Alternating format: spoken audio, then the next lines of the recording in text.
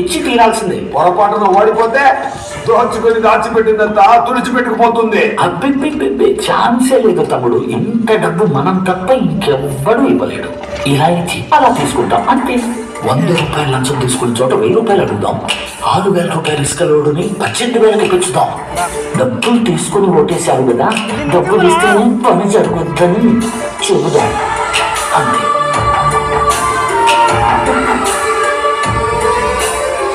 ఏంటి తమ్ముడు గుండు మీద గుడ్లు పెడుతున్నాడు? బొట్టు పెట్టేశాడు.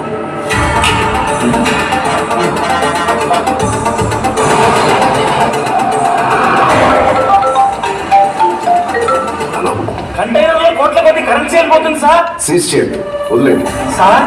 అవునయ్యా, వదిలే. ఈయన కూడా అమ్ముడిపోయాడేమో, వదిలేదు.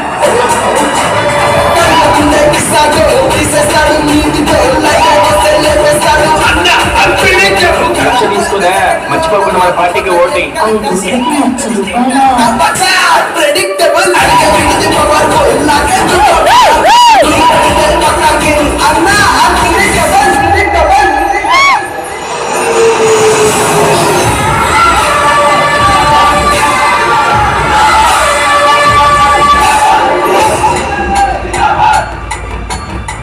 ఏమయ్యా అన్ప్రిడిక్టబుల్, నేనే గెలుస్తానని ప్రిడిక్ట్ చేసేసావా?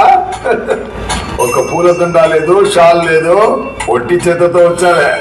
చుమ్మా మినిస్టర్ కదా అని చుమ్మా వచ్చారు. తీసుకొచ్చాను, చదువు. ఏంటిది? ఈ గవర్నమెంట్ ప్రాపర్టీని మిస్యూజ్ చేసినందుకు. ఎరా, గవర్నమెంటే మన ప్రాపర్టీ కదా, దేని గురించి మాట్లాడుతున్నాడు? అన్ప్రెడిక్టబుల్. ఎలక్షన్స్ నోటిఫికేషన్ వచ్చిన తర్వాత గవర్నమెంట్ వెహికల్స్ వాడుకోవడానికి అభ్యర్థులకే కాదు, సీఎంకి కూడా అధికారం లేదు.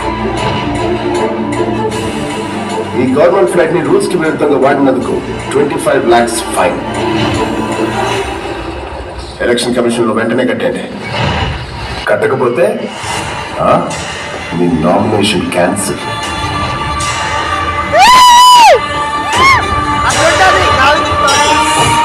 25 లక్షలేగా, అదేంటో చూసి కట్టండి. సార్, డబ్బుల మధ్య కంటైనర్ లారీ కాకినాడ నుంచి వస్తుంది సార్. ఎవరిది? మాణిక్యం గారు సార్. వదిలేండి సార్, చెప్తున్నాను కదా, వదిలేండి.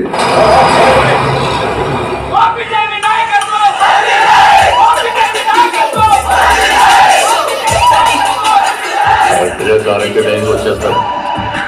ఫైన్ కట్టేశారు కదరా? కట్టేసామన్నా. మరేంటి, మీకు చిన్న రసీదు ఇచ్చేద్దామని. రసీదు ఇవ్వడానికి చీఫ్ ఎలక్టోరల్ ఆఫీసరా? అబ్బా, షార్ప్.